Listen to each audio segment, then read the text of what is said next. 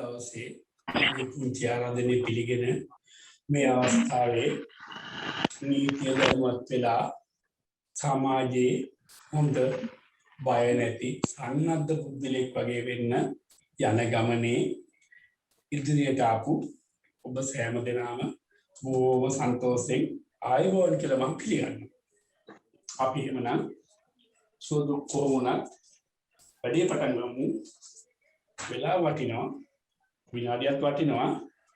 ඉස්සෙල්ලාම අපිට කියන්න බාධක ගණනාවක් තිබුණා. ඔබට පණිවිඩයක් දී ගන්න තරක් තිබුණේ නැහැ. මම අමාරුයි මේ පණිවිඩය දී ගත්තේ අද පන්ති මේ වෙලාවට කියලා.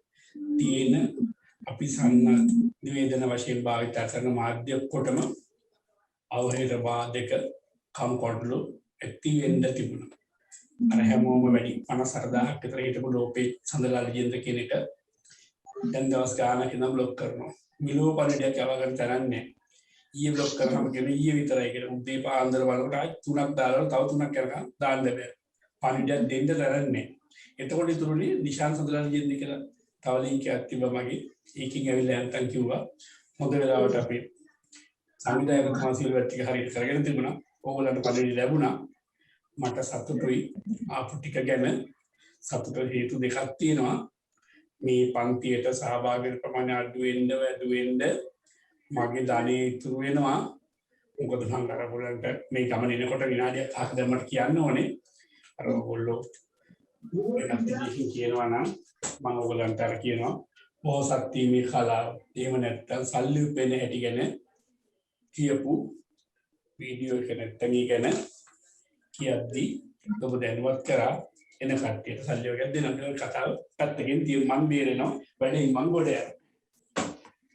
දැන් ඉතින් අපි අපේ පාඩම පටන් ගමු. හරි.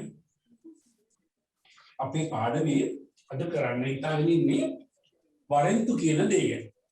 දැන් වරෙන්තු කිව්ව ගමන් සාමාන්‍ය මහජනතාව එන්න බයයි. ඒගොල්ලෝ කල්පනා කරනවා පොලිසිය අරහන් කෙනෙක් වෙනවා.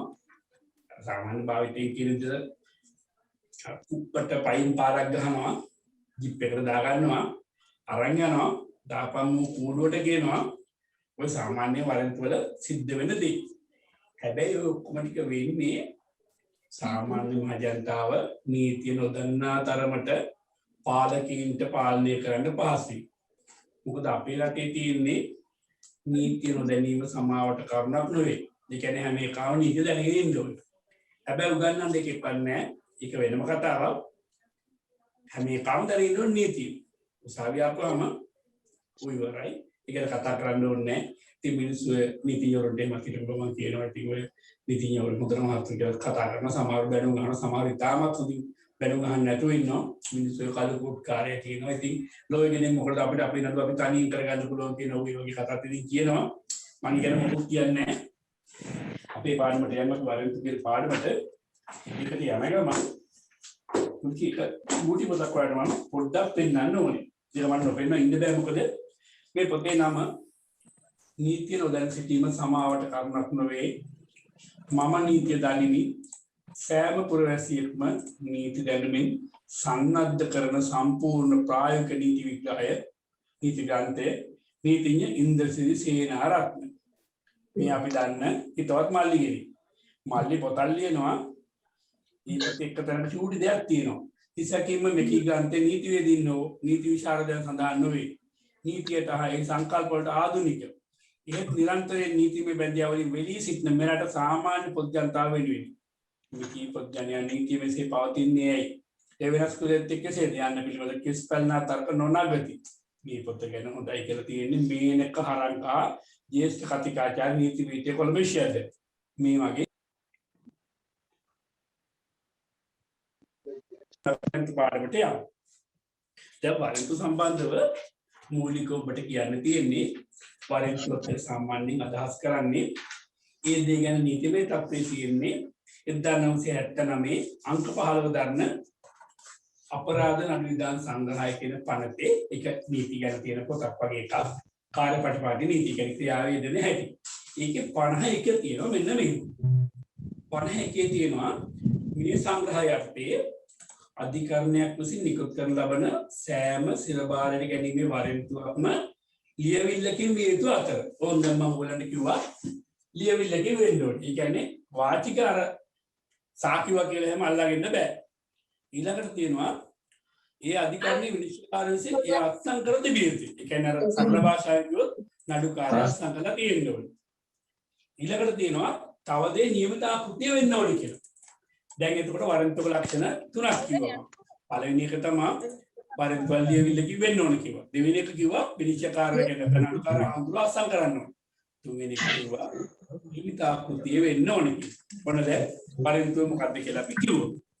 ප්‍රශ්නයක් මතුවෙනවා වරෙන්තුව කොයි වෙනකම් වළංගුව තියනවද කියලා. ඒ සම්බන්ධව සඳහන් වෙන්නේ 1979 අංක 15 දරන අපරාධ නඩු විධාන සංග්‍රහ පනතේ 52 වගන්තිය. ඔන්න එතන මෙන්න මේ කතාවක් තියෙනවා.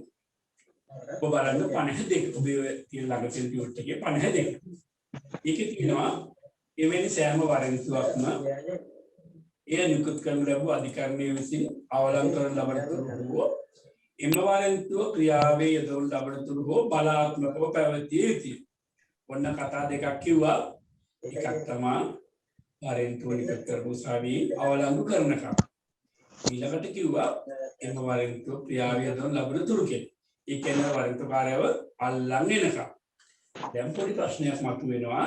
සාමාන්‍ය මහජනතාවයි උගක් පොලිසිය කට්ටිය හිතනවා වරෙන්තුවක් දින පනිනවා කට්ටිය මයික් ඕෆ් කරගන්න අපි ඊළඟ කණ්ඩෝන්නේ මොකද කරන්නේ කියලා. ඔන්න සැකේ දුරු කරන්න මම පුංචි පොතක් පෙන්නන්නම්. මේ පොතේ තින්නේ මල්ලි එකක් කියන්නේ නේ. මේ පොත වල පෙන්නන්නම්. මේ බලන්නකො පොතේ නම පොලිසිය නීතිය සහ නිදහසේ ජීවත් වීම. මේක ලියලා තියෙන්නේ මේ පත්මනාදන් LLB ශ්‍රී ලංකා විශ්වාධික නීතිය සහ විශ්වාධි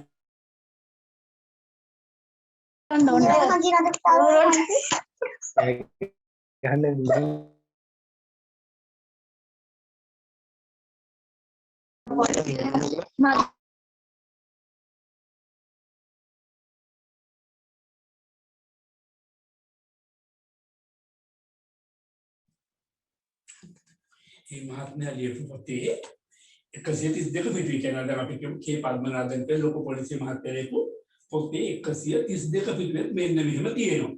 මේක මම මෙහෙම කියන්නේ උගක් පොලිසිය කට්ටියයි සාමාන්‍ය මහ ජනතාවයි ඒ සමහර නීති මහත්තුන් දෙගොල්ලම හිතනවා වරෙන්තුවක් කල්පනිනවා කියලා. මේක මම කියන්නගේ තියෙන දේ. යථාපරිදි සිතාසි බාරදුන් බඩ වාර්තාවක් ඇතනම් අධිකරණයේ දෙසේ සිතාසි බාරදුන් තැනත්තා අත්තරන් ගැනීමට වරෙන්තුව නිකුත් කළ හැකිය. වරෙන්තුව විනිශ්චයකාරතුමා විසින් අදාළ නියමිත අර්ථ කෘති වේතිය ඒ අවලංකරන ලබන තුරු හෝ ක්‍රියාවේ යෙදවන තුරු බලාත්මකව පැවතිය යුතුය. ඔන්න කතාව කොටස් දෙකක් කිව්වා. වරෙන්තුව විනිශ්චයකාරතුමා විසින් අදාළ ආකෘති අත්සන් කරලා තියෙන්න ඕනේ. අවලංකරන ලබන තුරු හෝ ක්‍රියාවේ යෙදවන තුරු බලාත්මකව පැවතිය යුතුය. මේ පොතේ කොහොමද කියලා නැහැ දින පයින්නවා කියලා මම හොඳට කියලා බල පොතනකවත් නැහැ. දැන් අපි ආයෙත් ටියුට් එකට යමු. දැන් ඊයරදී දැන් ඔන්න ඔබට 51 වගන්ති තියෙන අර වරෙන්තුවක තියෙන ලක්ෂණ තුන කිව්වා. ඊළඟ 52කින් කිව්වා වරෙන්තුව කොයි දක්වා බලාත්මකව තියනවද කියලා. ඊට පස්සේ තියෙනවා 51 වගන්තිය කියලා අපි ඒකට පොඩ්ඩක් පස්සේ යමු. දැන් අපි වැදගත් වගන්ති කීපයකට ගිහින් යමු කාල වේලාවත් එක්ක හිතලා. ඔන්න 53 බලන්නකො ඔබ ගාව තියෙන ටියුට් එකේ 53 වගන්තිය මම හිතන්නේ 4 වෙනි පිටුවේ. ඒකේ බලන්න අපි වගන්තියම වැදගත් එකක් අපි කියලා බලමු. සිරබාරයට ගැනීමේ වරෙන්තුවක් ක්‍රියාවේ දොන් තැනත්තා විසින් ඒ වරෙන්තුවේ සාරය සිරබාරයට ගන්න ලැබූ තැනත්තාට දැනුම් දිය යුතු අතර සිරබාරයට ගන්න ලැබූ තැනත්තා විසින් වරෙන්තුව පෙන්වන ලෙස ඉල්ලා සිටු ලැබුවහොත් ඒ නිකුත් කළ තැනත්තා විසින් අත්සන් කරන ලද ඒ වරෙන්තුව හෝ එහි පිටපත සිරබාරයට ගන්න ලැබූ තැනත්තාට පෙන්විය යුතුය. දැන් ඔන්න 59 වගන්තිය හොඳට කියනවා අපට තේරෙන්නේ බැරි වෙලාවේ වරෙන්තුවට ඔබ අල්ලන් යන පොලිසිය රාළහාමි ආපුවම රාළහාමිගෙන් අහන්න පුළුවන් රාළහාමි මට සාරේ පොඩ්ඩක් පෙන්නන්න පුළුවන්ද කියලා. එහෙම ආන්න එපා මේකේ සාරය කිව්වට මේකේ තියෙන්නේ සිර බාර ගැනීමේ වරෙන්තුවක් ක්‍රියාව යොදවන තැනත්තා විසින්. ඒ කියන්නේ පොලිසිය රාලහන්. ඒ වරෙන්තුවේ සාරය සිර බාර ගන්න ලැබු තැනත්තාට දැනුම් දිය යුතු අතර. ඔකේ අදහස් කරන්නේ මොනවටද මේ වරෙන්තුව නිකුත් කරලා තියෙන්නේ කියලා පොඩ්ඩක් කෙටි කියන්නේ කියලා. සිර බාර ගන්න ලැබු තැනත්තා විසින් වරෙන්තුව පෙන්වන ලෙස ඉල්ලා සිටු ලැබුවා. දැන් ඔයා අල්ලන්නවත් ඔයා අහනවා අනේ රාලහන් මට පොඩ්ඩක් පෙන්නනවාද කියලා. අන්න එහෙම වුණොත් ඒ නිකුත් කළ තැනත්තා විසින් අත්සන් කරන ලද. ඒ කියන්නේ නිකුත් කරන නඩුකාර හාමුදුරුවෝ ඒ වරෙන්තුව හෝ එහි පිටපතක් ඒ සිර බාර ගන්න ලැබු තැනත්තාට පෙන්විය යුතුයි. ඔන්න දැන් ඔබට තේරෙනවා වරෙන්තුවේ ඔරිජිනල් එක හරි කොපියක් හරි ගන්න අල්ලන්න අපේ කයිල්ලුවොත් එහෙම පෙන්වන්න ඕනේ. ඔබට දැන් ඒකත් පැහැදිලි ඇති. අපි ඊට පස්සේ ඔක 55ටත් යනකොට සමහර වගන්ති පොඩ්ඩක් මම අයින් කරලා කියවුවාම ඇති වැඩිද කියලා. 55 තියෙනවා සිර බාර ගැනීමේ වරෙන්තුව. 55 තියෙන හතර පිටුවේමයි වරෙන්තුව ශ්‍රී ලංකාවේ ඕනෑම ස්ථානයකදී ක්‍රියාත්මක කළ හැකියි. දැන් අහන්න එපා ඕනෑම ස්ථානයක් කිව්වහම ඔය ලොකු ලොක්කන්ගේ ගෙවල් අස්සේකට ඉංගන්න බැරිද කියලා. රටේ නීතිය පැහැදිලි, හොඳටම පැහැදිලි. ඕන අස්සක ගිහින් ගන්න පුළුවන්. ඉන්නේ කොතනද අරවන්නාවේද මේවන්නාවේද ඔක අපිට අදාළ නැහැ. මේකේ තියෙන්නේ සිර බාර ගැනීමේ වරෙන්තුවක් ශ්‍රී ලංකාවේ ඕනෑම ස්ථානයකදී ක්‍රියාත්මක කළ හැකියි. කතාව හොඳට පැහැදිලි. රටේ නීතියක් තියෙනවා. නීතිය පැහැදිලි. ඊළඟට අපි යම් බලන්න ඕනේ තව පස්වෙනි පිටුවේ තියෙනවා ඔන්න ඔබ එහා පැත්තට යම් බලන්න. ආන්නේ තියෙන්නේ 6 වෙනි පිටුවේ අන්තිම වගන්ති. ඒ කියන්නේ 59. දැන් ඔබ මේ වෙනකොට දැනගත්තා වරෙන්තුවක ලක්ෂණ කීපයක් තියෙනවා. ඒ වගේම වරෙන්තුවක් කොච්චර කාල බලාත්මකද කියලා දැනගත්තා. ඊට පස්සේ අර 53 දැනගෙන කියවලා ඉගෙන ගත්තා. අල්ලන්න ආපු රාලහාමිගෙන් අහන්න පුළුවන් රාලහාමි සාරේ පොඩ්ඩක් පෙන්වන්න පුළුවන්ද මොකටද මම අල්ලන්නේ කොහොමද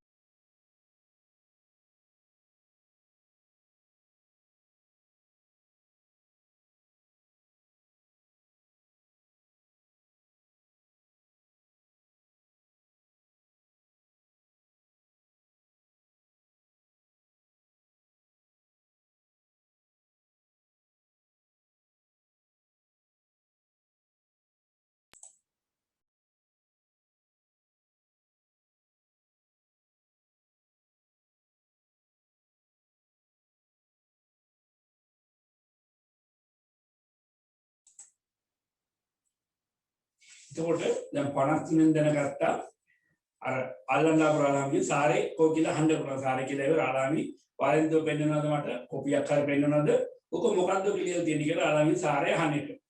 දැන් ඉතින් කියන්න එපා වරෙන්තුව අල්ලන්න ආපු රාලහාමිගේ පැට පොඩි එන විදිහට දන්නවනේ ජිප් එකේ ඇවිල්ලා රාලහාමි මට සාරේ පෙන්වන්නේ කොච්චර මට සාරේ පෙන්වන්නේ අරන් ගිහින් එහෙම අහන්න එපා. දැන් දන්නවා 53 ගැන මේ දක්වා ඉගෙන ගත්ත එක හිතාගෙන ඉන්නේ වරෙන්තුව පිටපත තියෙනවනේ ඔරිජිනල් එක හරි කොපිය හරි අල්ලන්න ආපු රාලහාමි මට සාරේ පෙන්වන්න කියලා අහන්න පුළුවන්. දැන් බලන්න 59 කතාව මොකද්ද කියලා.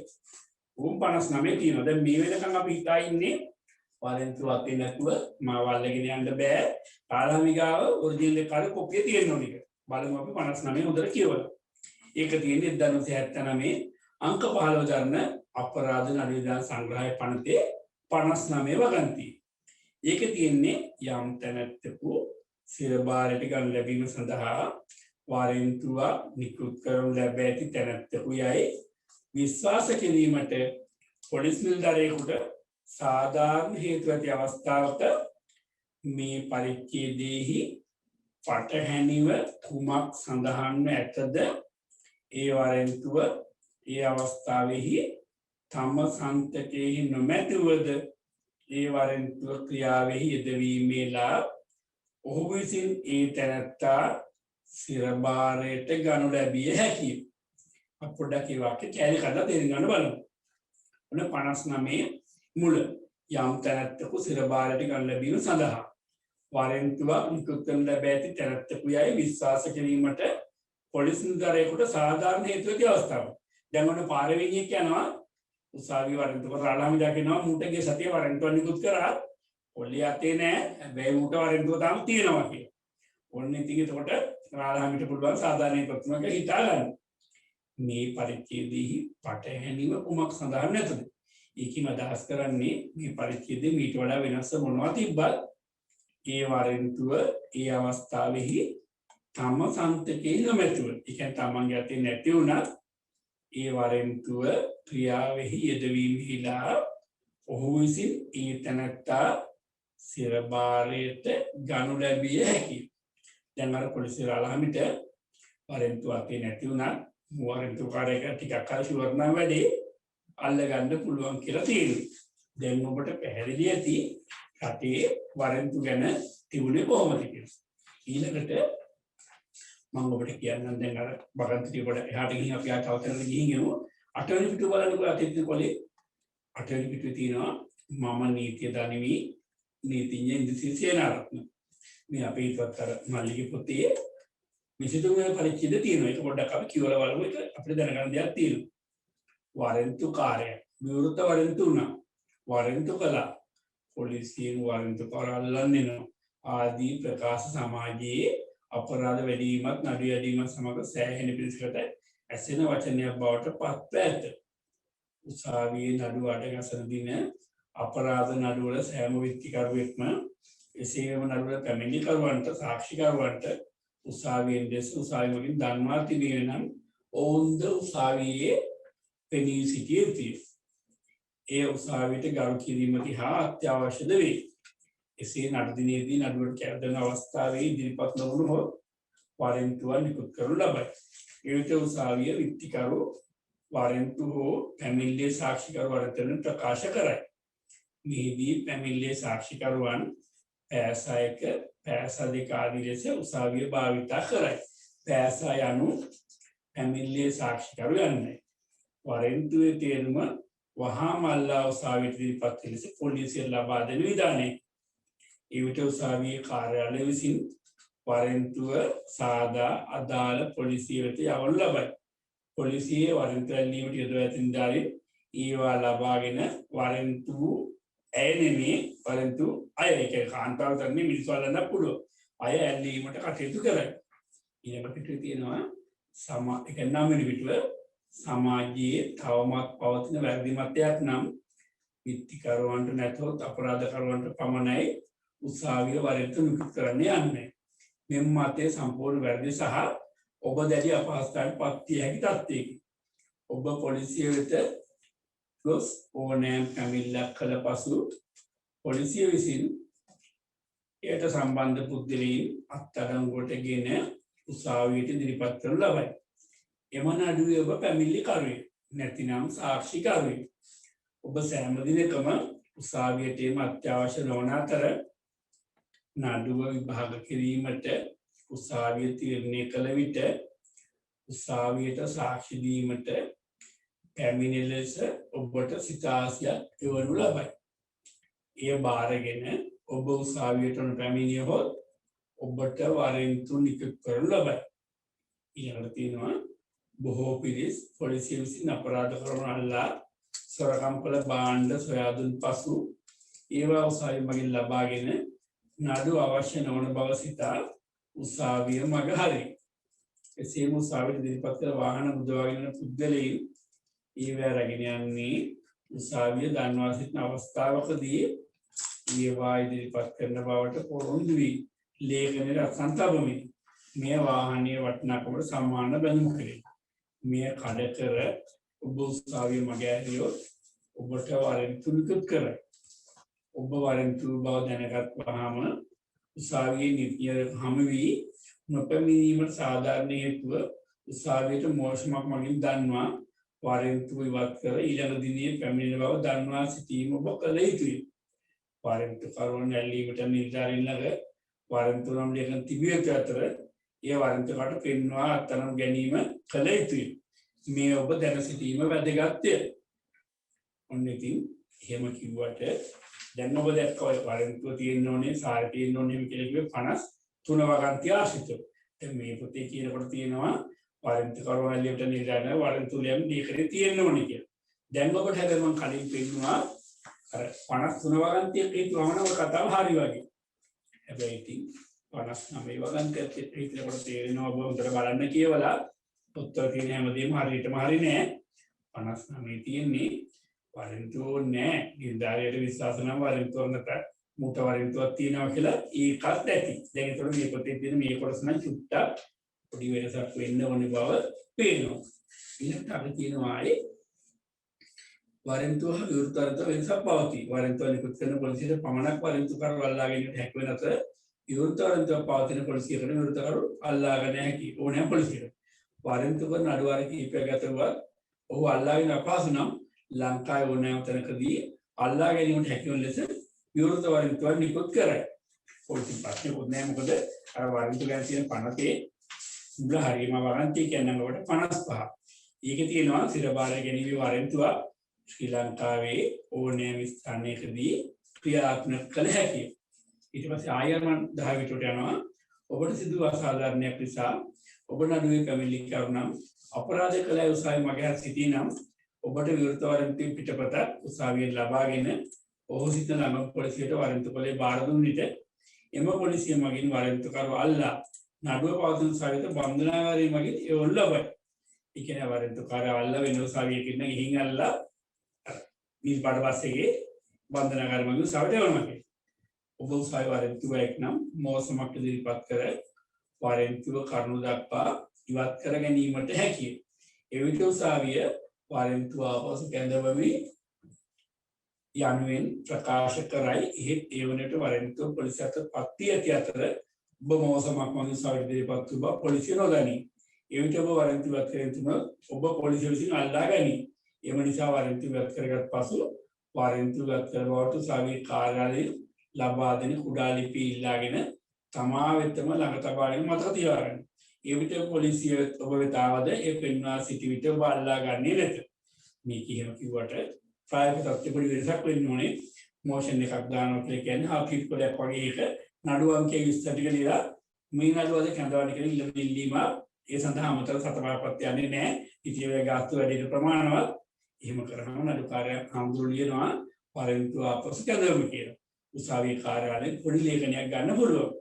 හොඳම දේව ගන්න ලේඛනයේ ෆොටෝ කොපියක් ළඟ තියාගන්න මුල් එක අර තමන් වෙන පොලිසිය වරෙන්තුම රාලහාමිට ගිහින් දෙන්න මෙන්න රාලහාම වරෙන්තුව ඉදිරිපත් වුණා. දැන් ඔයාමයි මාව අල්ලන්නේ එහෙම ඉන්න එපා මෙන්න වල පොලේ කියලා.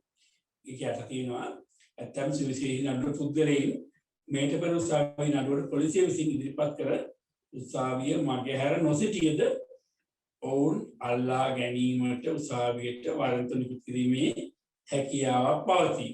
ඔන්න පොඩි පුද්ගලික කතා ටිකක් තියෙනවා. ෆොන්සේකා මහතාගේ බෑනට වරෙන්තු නිකුත් කිරීමේ තත්ත්වය. ඒ විට උසාවිය සිතාසිය නිකුත් නොකර මුල් අවස්ථාවේ වරෙන්තු නිකුත් කරනු ලබයි. මේට අමතරව යම් යම් නිවාස ආයතන නිවාස පරීක්ෂා කිරීමට පොලිසියට අවශ්‍ය වූ විටක එම ස්ථානයට හේතුවද ඒ සඳහා ලැබිය තොරතුරුද පිළිබඳ නඩුකාරතුමාට කරුණු ඉදිරිපත් කර එකී ස්ථානයේ පරීක්ෂා කරන වරෙන්තුවක් ලබා ගැනීම. මෙය සෝල්සි වරෙන්තුවක් හඳුන්වන සර්ච් වරන්ට් එකක් කියන ඕනෝකට. එවන් ස්ථානයක් පරීක්ෂා කිරීමට සෝල්සි වරෙන්තුවක් අවශ්‍ය වන අතර එසේ නැවත පරීක්ෂා කිරීම වන්දිලා ඔබට මානවයෙන් කරන නඩුවක් ගොනු කළ හැකියි. තව දන්නේ නැති වාක්‍යයක් තියෙන මගේ සිවිල් පැත්ත දන්නේ නැහැ. සිවිල් නඩුවලදී උසාවිය මගින් සාක්ෂිකරණ සිතාස් නිකුත් කරලා දිගින් දිගට උසාවිය මගහරින් නම් උසාවිය මගින් සිවිල් වරෙන්තුවක් නිකුත් කරනු ලබයි. ඒක තියෙනවා සිවිල් වරෙන්තු උසාවිය පිස්කල් මගින් සමගින් ක්‍රියාත්මක කරන අතර ඒ සඳහා නියම තුනකින් උසාවිය තැන්පත් කිරීම සිදුවීම මේ විශේෂත්වය මේ සිවිල් නඩුවල පවතින වරෙන්තු. ඒ සිවිල් ගැන අපි දන්නේ නැහැ. අපි දන්නේ අපරාධ පැත්තේ විතරයි. දැන් ඔබට වරෙන්තු ගැන රටේ නීතිය හොඳටම දැක්කා. රටේ නීතියේ තියෙන 269 අංක 15 ගන්න අපරාධ සංග්‍රහ 50 වගන්තිය නම් 59 වගන්තිය දක්වා. ඔබට වැදගත්ම වගන්තිය කියලා මම දකින දේවල් ටික තමයි 52. මේ වගන්තිය ගැන සාමාන්‍ය මහ ජනතාව වගේම නීතිඥවරුන් අපි හුඟක් අධිකරණ ක්‍රියාපටිපාටි වල සම්බන්ධ වෙන කට්ටිය හරියට දන්නේ නැහැ. මොකද මේකේ තියෙන්නේ එවැනි සෑම වරෙන්තුවක්ම කියන්නේ මම කොට 52 නැවත කියන එක තුන්වෙනි පිටුවේ තියෙන 52 වගේ 50 කිය දෙවෙනි උපවගන්තිය. එවැනි සෑම වරෙන්තුවක්ම ඒ නිකුත් කරන ලබ අධිකරණය විසින් අවලංගු කරන ලබනතුරු හෝ එම වරෙන්තුව ක්‍රියාවෙහි යොදවන ලබනතුරු හෝ බලාත්මකව පැවතිය යුතුයි. ඒ කියන්නේ ඒකේ තේරුම වරෙන්තුවක් කර එක්ස්පයර් වෙනව නැත්නම් කාල්පනික නෑකට පනතේ තියෙන්නේ. මම වල දැන් පනත බෙන්නවා පොලිසිය ලොකු මහත්තයෙලිය පොතක් වෙනවා පොලිසිය පොඩි මහතුරුට තේරුම් ගන්න ඕන නම් කියලා. එතකොට මේ මහතුරු දැන් කියනවා ඔන්න දැන් අල්ලන්න ඕන වරෙන්තුකාරයෙක් ඉන්නවා. මූ කපටියා මූ බලා ඉන්නවා ඊළඟ නඩු දිනේ තමයි වරෙන්තුව ගහලා තියෙන්නේ. සාමාන්‍ය භාවිතයේ තියෙන මිනිස්සු කරන දින වරෙන්තුවක් කියලා ඉතින් නඩු ඉදිරියේ තියෙනවනේ. ඊට පස්සේ පොලිසියලාන් කල්පනා කරන දිනේ පැනලා තියෙන්නේ වරෙන්තුකාරයා ළඟින් යනවා. අර අසාධාරණ වෙච්ච එකක් කරන ළහන් යන්නවරු වරෙන්තුකාරයා මෙන්න පිටපත කියලා. ආලන් කියනවා අනේ කල්ලන්නේ කොහොමද දින පැනලා ඔකේ තියෙන්නේ කියලා. ඒ වගේ වෙලාවට සාමාන්‍ය මහජනතාවට ඇත්තට මේ පනත කොටස වටිනවා කියන්න පුළුවන්. වෙදරාලෙන් පනතේ වගන්තියක් තියෙන කල්පයින්නවා කියලා මේකේ තියෙන්නෙම සෑම වරෙන්තුවක්ම නිකුත් කළ අධිකරණය විසින් අවලං කරන තුරු හරි එම වරෙන්තුව ක්‍රියාවලින් ලබන තුරු හරි බලාත්මකව තියෙන්න ඕන කියලා නේද කියන්නේ. දැන් ඔබට පැහැදිලි සාමාන්‍ය මහජනතාව පොලිසිය වගේම අපි ඉතින් සමහරලාට මේක හරියට දන්නේ නැහැ. හැබැයි මේක පනතේ නම් තියෙනවා එහෙම සංශෝධන මොකුත් නැති බව මුදට බැලුවා ඒකත් නැහැ. තව ඔබට වැදගත්ම වගන්තිය නැවතත් අවධානය කරන්නම් 53 වගන්තිය ගැන. 53 වගන්තිය තියෙන මේවා අපිට ඉතින් රටේ ජීවත් වෙනකොට සාමාන්‍ය මිනිස්සෙක් වශයෙන් ඔය දැන් ඔයගොල්ලෝ අහන්නේ පාසලේ ඉතින් මේ ඔක්කොම ටික අපිට විතරද ලොකු ලොකු අයට මේවා නැද්ද කියලා. රටේ තාම තියෙන මේ නීතිය තමයි රටේ තියෙන දේත් නම් නීතියට හැමෝම යටයි. පොඩි මිනිහා කරන්නේ මේ යටයි කියන්නේ 53 වගන්තිය තියෙන්නේ. ඔබ නැවතත් බලන්න 53 වගන්තිය දිහා සිරබාරයට ගැනීමේ වරෙන්තුවක් ක්‍රියාවේ දොන් තැනැත්තා විසින් ඒ වරෙන්තුවේ සාරය සිරබාරයට ගන්න ලැබූ තැනැත්තාට දැනුම් දිය යුතු අතර අර පණ්ඩිත කියන්නේ මොකටද තවම අල්ලන්නේ කියලා. සිරබාරයට ගන්න ලැබූ තැනැත්තා විසින් වරෙන්තුව පෙන්වන ලෙස ඉල්ලා සිටු ලැබුවහොත් ඒ නිකුත් කළ තැනැත්තා විසින් අත්සන් කරන ලද ඒ වරෙන්තුව හෝ එහි පිටපත ඒ සිරබාරයට ගන්න ලැබූ තැනැත්තාට පෙන්විය යුතුය. දැන් අර මම කලින් පෙන්න පොතේ කියලා තිබුණේ මම නීතිය දන්නේ කියලා අපි ඉන්දිසිරි මල්ලියේ පොතේ තිබුණේ වරෙන්තුව පිටපත නැත්තම් අල්ලන්න බෑ කියලා. දැන් ඔබ මේකත් එක්කම 55 බලන්න මේ පිටියම තියෙනවා වරෙන්තුව ක්‍රියාත්මක කරන්න පුළුවන් කොහෙද කියලා. සිරබාරයට ගැනීමේ වරෙන්තුව ශ්‍රී ලංකාවේ ඕනෑම ස්ථානයකදී ක්‍රියාත්මක කළ හැකියි. ඊළඟට ආයි ඔකත් එක්ක බලන්න මේ දෙන වටිනාවට 59 වගන්තිය අවධානය තේරුම් ගන්න ඕනේ. අන්තිම හරියගෙන 6 වෙනි පිටුවේ තියෙන 59.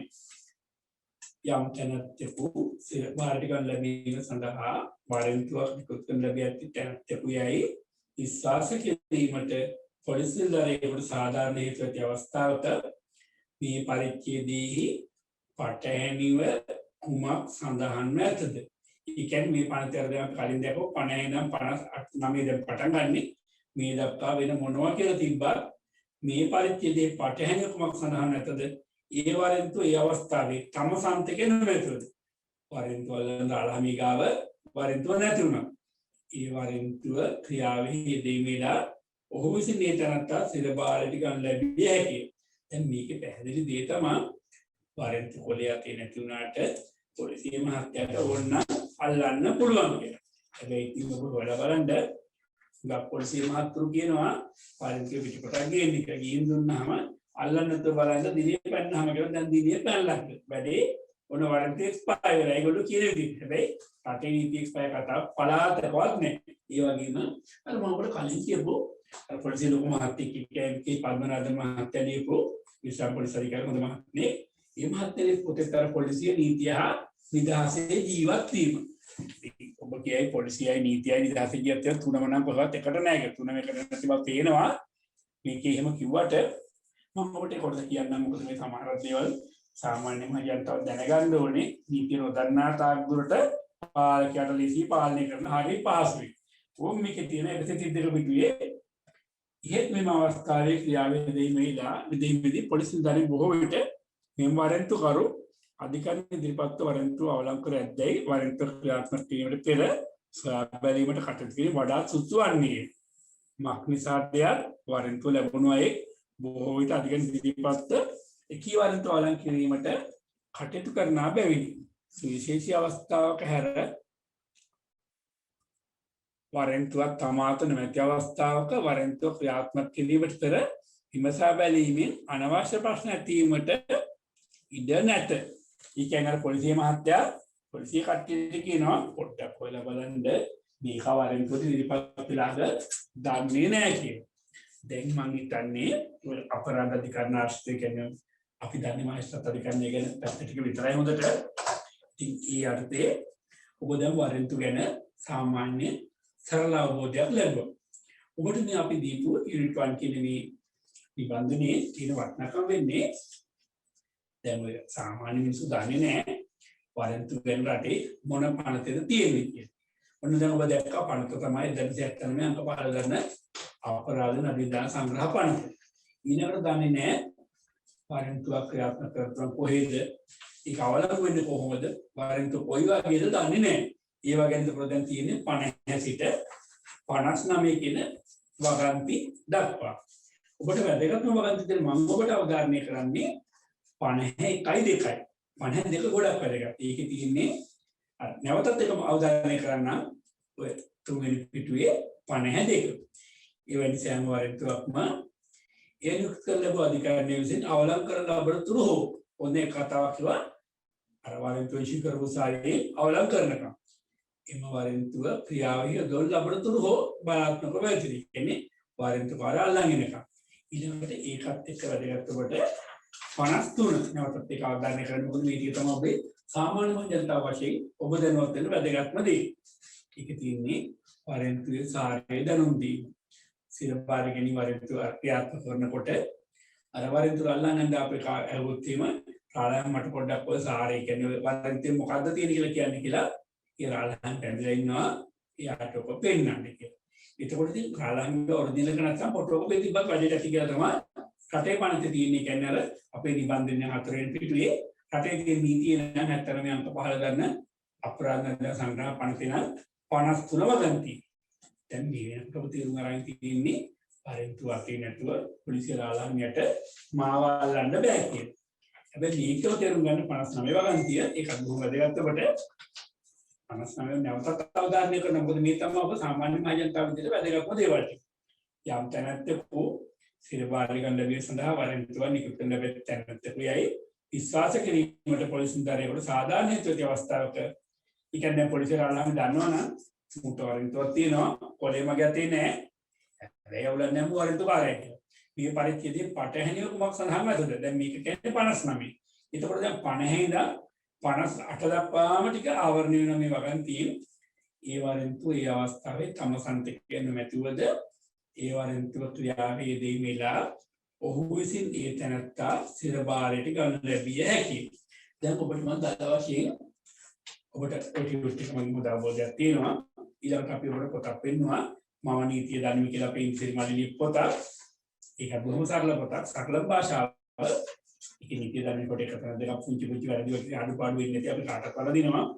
මොකද ලියන්නේ අනේ කාට තමයි වරදින්නේ කියන්නේ අනේ කාට තමයි කටකඩිච්ච කතා කියන්න එපා මොකද කියන්නේ නැති එක කටවහමින ගුරුව වගේ ඉන්න එක ප්‍රශ්නයක් නැහැ. කියන කාට වරදිනවා වරදින කාට මට ගන්න ගණන් ගන්න එපා. ඒවා ඉතින් ගිහින් පොතක් ලියපු කාර්ය වටිනවා. දැන් ඔබ මේ පොතේ දැක්ක සරල පරිච්ඡේදයක් විදියට දැන් ඔබට සාමාන්‍ය වරෙන්තු සම්බන්ධව කියන්නේ අපරාධ කරන ආශ්‍රිතව රටේ නීතිය මොකක්ද? ක්‍රියාත්මක වෙන්නේ කොහොමද? ඒ වගේම තව වරෙන්තු එක කියවෙන වචන ටිකක් ගැන ඔබට මේක මම කියන්නම්. එන්න සමහර දාවට කියනවා වරෙන්තු අපසිකන්නේ කියලා. ඒක අදහස් කරන්නේ අර උසාවියට මොෂන් එකක් දාලා. දැන් අහන නැති මොෂන් දානවා කිව්වහම මේ මොෂන් දාන්න නම් ලොකු ගාස්තුවක් කරනවද දන්නේ නැහැ සර් කියලා. නෑ පෙනිසිටිවි ගාස්තුව ඇති. මොකද හාෆ් හීට් එක කරපොට ඔබ ගොඩක් හරි විතර යන්නේ. එතකොට අර මොෂන් එක දාන්න මෙච්චරයි මගේ පෙනිසිටිවි ගාස්තුව මෙච්චරයි කියලා ඉතින් මම දන්නේ නැහැ කියන කෙනා කියයි. ඔබ තේරුම් ගන්න ඕනේ වරෙන්තුවක් ආපස්සට කරවන්න මොෂන් දානවා කිව්වට ලොකු ආපුත් ටිකක් හදලා සෑහෙන වේදමත් ගන්න දවස් ගාණක් මහන්සියෙන් ලේඛනයක් එහෙම අපිට නෑ හදාගන්න පොඩි ආෆිට් කොලේක නඩුවක් කියෝ ටික දාලා විනාඩි 5ක වැඩක් තමයි තියෙන්නේ. දැන් අර ඔබට වරෙන්තුත් එක වචන ටිකක් ගැන මම කියන්නම්. ඔන්න දැන් කිව්ව වරෙන්තු අවශ්‍ය කරනවා කියලා. ඊළඟට වරෙන්තු ගැන කියනොත් මේ පොතේ ගන්න අපි නීතිය දැක්කු නැති වචන ටිකක් වරෙන්තුත් එක්ක කියවෙනවා. ඒ සමහර ඒවා තමයි ඔන්න මිනිස්සු කියනවා දින වරෙන්තු කියනවා. ඒ කියන්නේ නඩුවේ ඊළඟ දිනේ දාලා ඔන්න වරෙන්තු නිකුත් කරනකොට නඩුකාරාන්තුල අසං කරනකොට නඩුවේ ඉදිරි දිනේ කියලා දිනයක් දානවා. ඔබ නිදර්ශනයක් විදිහට කිව්වොත් නඩත්තු නඩුවල කියන්නේ අර සමහර මිනිස්සු කියන කණ්ඩායම් දෙන්න නඩු කියලා කියන සල්ලි නැතුව ළමයින්ට ඉතින් පවුලයි භාර්යාවයි ළමයින්ට කන්න දෙන්න හිල්ල දාපු නඩු වගේ නඩත්තු ගෙවන්න ඕන මිනිහා ආවේ නැත්තම් උසාවියෙන් වරෙන්තු කරනවා. ඒක දැන් දිනයක් දානවා. සාමාන්‍ය මාසෙන් මාසෙට කැඳවනවා. එහෙම වෙලාවට පොලිසියෙන් අල්ලන්න ඕනේ දුන්නාම ඉතින් අර නඩත්තුල කාන්තාවන්නේ හරි අහිංසකයි හරිම හොඳයි. ඒගොල්ලෝ උසාවියෙන් ඉතින් නීති මහත්තයා කියනවා විත්ති වරෙන්තු කර වරෙන්තුවේ පිටපත ස්වාමීනි මාගේ සේවාදායක ඉල්ලුම් කාර්යයට ලබා දෙන්න කියලා. සමහරවිට උසාවියෙන් යහොත් ක්‍රියාත්මක කරන පොලිස් බල ප්‍රදේශ මොකක්ද කියලා මිනිහා ඉන්න පොලිසිය පැත්තත් කියනවා. එතකොට ඒ පොලිසිය ප්‍රදේශවාසි මහත්තයා තමයි නිකුත් කරන්න පිටපත. දැන් ඉතින්දී අර කාන්තාව උසාවියෙන් පිටපත ඉල්ල ගන්නවා. මෙහෙවරන්තු කරනවාලම ඔය කරන් ගිහින් අර මිනිහා ඉන්න උසාවියේ කෙන් පොලිසිය පැත්තේ කෙනාට තැපල් කරලා හරි පැක්ස් මනින කොයි විදිහට හරි ආවලු. දැන් අර කාන්තාවට තමයි අමාරු මගේ මේ මිනිහා මම කල්ලේ දුන්නේ නැහැ මු අල්ල ගන්න ඕනේ කියලා. ඒ කාන්තාව වරෙන්තු පිටපත අරන් ගිහින් අර පොලිසිය ආලමට දෙනවා. අන්නේ වගේ වෙලාවක ඉතින් සාමාන්‍යයෙන් ඔබ දකින්න වරෙන්තු පිටපතක් ගන්න අවස්ථාවක්. ඊළඟට තුන් දින වරෙන්තු කියන එකක් කියුණා. සමහරවිට විරුද්ධ වරෙන්තුවට අදහස් කරන ඒක සාමාන්‍යයෙන් කියවෙන්නේ භාවිතදී කියනවා ඔපනොරට එකක් කියලා. ඒකින් අදහස් කරන්නේ අවලංගුවට දිනයක් කොහෙවත් නැහැ. අල්ලන්න පුළුවන් පොලිසිය පුතේ සාමාන්‍ය ලියලා නැහැ කොහෙද කමන්නේ අල්ල ගන්න පුළුවන් කියලා තියෙනවා. ඒ වගේ අපි විරුද්ධ වරෙන්තුවල අදහස් කරනවා. කවුරු භාවිතී කියනවා සාමාන්‍ය ප්‍රායෝගික භාවිතන පොත් එකක්වත් මම දකින්න නැහැ. රටේ පනත පැහැදිලි ඒක જાතිකක්වත් නැහැ. දින වරෙන්තු විරුද්ධ වරෙන්තු ඒක කියලා කොහෙවත් නැහැ. සාමාන්‍ය මහජනතාව අතර තියෙනවා ඒක මම භාවිතේ නිකන් කියවෙනවා පිටවරෙන්තුවක්. පිටවරෙන්තුවක් කියන්නේ අපි හිතමු අපි වැඩ කරනවා ඉස්සර මහේස්ත්‍රාත් අධිකාරිය. නඩත්තු මිනිහට වරෙන්තුවක් වෙනවා. ඒ මිනිහා නඩුව දාලා තියෙන අනුරාධපුර උසාවියේ.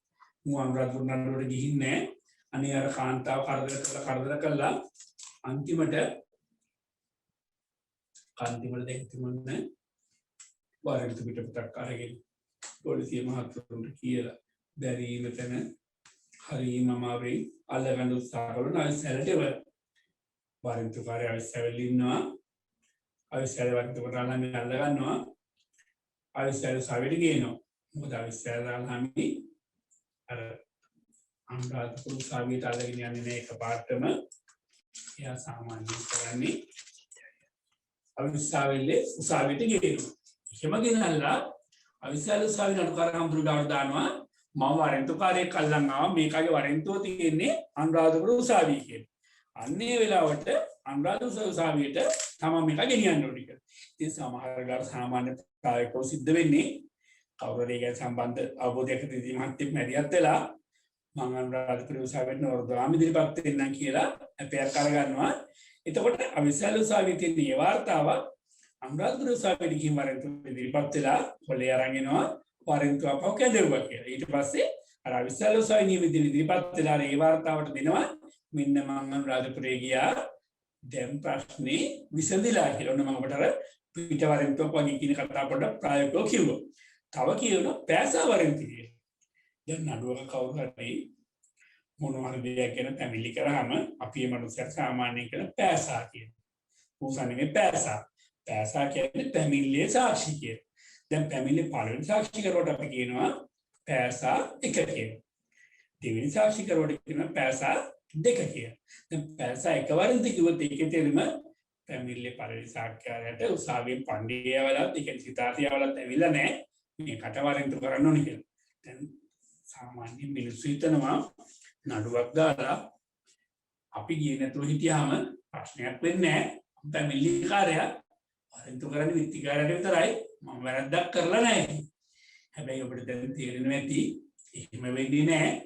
ඔබ පැමිණිලි කරා කියලා ඔබ උසාවිය ගියේ නැත්තම් උසාවියේ ඔබට ගරු කරේ නැත්තම් ඔබටත් වරෙන්තු වෙනවා. නිවාඩු දවස කල්ලන් ගිහින් සමහර වෙලාවට චූටි ඉඩක් තියෙනවා. යම් වෙලාවක අප දුන්නේ එහෙම නැත්තම් එහෙම ඉතින් ඔබ පොඩ්ඩක් බන්ධනාගාර පැත්තේම ගිහින් එන්න පුළුවන්. මේ හැම දෙයකින්ම ඔබ තේරුම් ගන්න ඕනේ යම් වෙලාවක වරෙන්තුවක් ඔබට තියෙනවා නම් නීතියට ඔබ ගරු කරන්න ඔබත් පොඩි මිනිස්සු නීතියට ගරු කරන්න ඕනේ. ලොකෝ අය වගේ නේ ඔයගොල්ලෝ හොඳට හැදෙන්න. ඔයගොල්ලන්ට හොඳම දේ නීතියට ගරු කරලා වරෙන්තුව තියෙන උසාවියට මොෂන් එකක් දාලා කියන නඩු දිනනකම් බලා ඉන්නේ නැතුව ඉදිරිපත් වෙන්න ඉල්ලීමක් කරලා අනේ නඩුකාර හඳුන්නේ මගේ සේවාදායක වරෙන්තුව අයින් කරන්න කියලා ඉතිවරෙක් මගේ ඉල්ලීමක් කළා වරෙන්තුව අයින් කරගන්න එක. දැන් මේකේ තියෙන වැදගත්කම වෙන්නේ ඔබට දැන් ඔබ තේරුම් ගත්තා පරින්තු වලට කල්පනින්නේ ඒ කියන්නේ එක්ස්පයරි ඩේට් එක පරින්තු වශයෙන් නැහැ රටේ නීති. ඔය හදාගත්ත නීති පොතේ නීති පොලිසි නීති ටිකන්නේ මම කිව්වේ ඔබට රටේ හැම දෙයක්ම තියෙන නීතියට අනුකූලව දැන් අහන්න එපා ඉතින් නීතිය සර් ක්‍රියාත්මක වෙනවද කියලා මම ඒක ගැන දන්නේ නැහැ. මම කිව්වේ රටේ පනත හැටි 79 අංක 15 ප්‍රබන්ධ සංග්‍රහයේ 50 වගන්ති ඉඳන් 59 වගන්ති දක්වා වරන්තු කරලා තියෙනවා. ඒකේ තියෙන දේවල් කිව්වා ඒවා නම් එක්ස්පයර් වෙන්නේ නැහැ. ඒවා නුවතින් වරන්තු කාර්යාලන එක අපේ වැඩ නෙමෙයි පොලිසියේ වැඩ. සාමාන්‍ය ඉතින් අපරාධංශයේ ඒ කවුරු වරන්තු කරන නිලධාරියෙක් සාමාන්‍ය කුමිෂයක් වශයෙන් ඒගොල්ලෝ බෙදලා දෙනවා. ඒකින එතකොට වරන්තු පිටපත්ති උසාවියට දාගෙන ගිහින් අල්ල ගන්නවා. ඔය සමහර හොඳ දක්ෂ නිලධාරීන් ඉන්නවා. අල්ලන ලේසික මෙහෙම තියෙනවා. කොල්ල එකක් තියලා කියනවා පොලිසිය පොඩක් අවිල්ලන්නේ කියලා. වරන්තු කොලේ අතේ තියෙනවා. දැන් කියන්නේ අපිට වරන්තුවක් තියෙනවා තෝ අල්ලන්න එන්නේ කියලා. ඒ කියන්නේ තෝ එන්නේ කියලා කොල්ල එකක් දිලාම අල්ල ගන්නවා. සමහරවිට ඉතින් කලාතුරකින් වෙන අඩු උසාවියට යනකොට අල්ල ගන්නවා. ඉතින් දකින්න දැන් අහන්න එපා උසාවිය ඇතුලේ අල්ලන්න පුළුවන් දෙලියට අල්ලන්න පුළුවන් කියලා. රටේ නීති ඉතින් වගේ දේවල් සැනසහන තිබ්බට ප්‍රායෝගික ජීවිතයේ මහේස්ත්‍රාත් අධිකරණයක් ඉන්නකොට ඔයා දකින්නවා දැන් ඔබට වරන්තු ගැන සාමාන්‍ය දල අවබෝධයක් ඒ වගේම නීතිමය තත්ත්වය මොකක්ද කියලා හොඳ අවබෝධයක් ලැබෙන්න ඇති. මම ඔබට මේ දේ කිව්වේ ඔබ නීතිඥවරයෙක් කියන මට්ටමින් හිතාගෙන නෙමෙයි ඔබ සාමාන්‍ය මහ ජනතාව. හැබැයි ඒ වුණාට මේ තියෙන සමහරක් කරුණු අපේ යාළුවා ඉතින් මේ අපේ ඉන්දිරි මල්ලිත් මම නීති ධර්මයේ කිව්වට එතුමාත් ඉතින් 53 වගන්තිය තියෙන විදිහට නීති සාරි දරුදෙන පිටපත ඕනේ කිව්වට 59 වගන්තිය පොඩ්ඩක් බලලා නැහැ. මල්ලිට වැඩ වැඩි අමතක වෙන්න ඇති ඔය කී කාලේ ඉතින් වගේ වැඩ වැඩිලා ටිකක් ඔය පොඩි පොඩි වැඩ තිබුණා. ඒ හින්දා වෙන්න ඇති. ඒවා ගණන් ගන්න එපා. මොකද ලියන්න නැතුව ඉන්න එකට වඩා පොතල් ලියන එක පුදුම හොඳක් තියෙන්නේ. දැන් ඔබට වරන්තු ගැන යම් අවබෝධයක් තියෙන්න ඇති. දැන් ඔබට අපි යම්කිසි ගැටලුවක් හරි තියෙනවා නම් අපි අවස්ථාවක් දෙමු ඉතින් කවුරුහරි කතා කරලා නියම කැමති නම් මේගොල්ලෝ දැක්ක උත්තර දානවා නම් කියන්න කැමති. දන්නේ දෙයක් හරි පොඩි අපහැරි දෙයක් හරි වෙන මොකක් හරි උනාවට ඇවිල්ලා මෙතන ඉන්නවනම් පොඩි දෙයක් අහන්න දානවා නම් කියන්න. හැබැයි මේ හැමදේම සීමා වෙන්නේ පිරියවලේ කියලා අවුරුදු 2ක් හිටියට ඔක්කොම දේවල් දන්නේ නැහැ. නීතිය ටිකක් අර ලොකු සාගරය වගේ ඒකෙන් බොහොම චුට්ටයි දන්නේ. අවුරුදු 2කට උසාවියේ ඉන්න නැති දවස් 4යි. ඒතකොට හිතා ගන්න පුළුවන් ඉතින් දන්නවා ටිකක් හරි කියලා කරලා ඉතින් දන්න ටික තුල ගැටලුවක් තිබ්බොත් කියන්නම්. ගැටලුවට උත්තරයක් දුන්නා කියන්නම්. පුළුවන් තරම් අපිට සරලව කියා දුන්නා. සමාජයට ඒක නීතිමය කහිත තේරුම් ගනි. දැන් දන්නව නීතිඥවරු වෙලා හිටියට සමහරුන්ට ඉතින් පොඩි පොඩි තැන් හිටපු ගමන් වරක දිනකට මේකේ පේන්න තියෙනවා. ඔබට ගැටලුවක් නැත්තම් ඔබගේ අදහස් දියුණු කරන්න. ඒ වගේම ඔබට දෙපයින් එගී සිටින්න පුංචි තිරිමත් මේ අදහස් කීයක් ඔබට කියන්න අදහසක් තියෙනවා. යම් ගැටලුවක් තියෙනවා අහන්න ගන්න දෙයක් නම් කියන්න.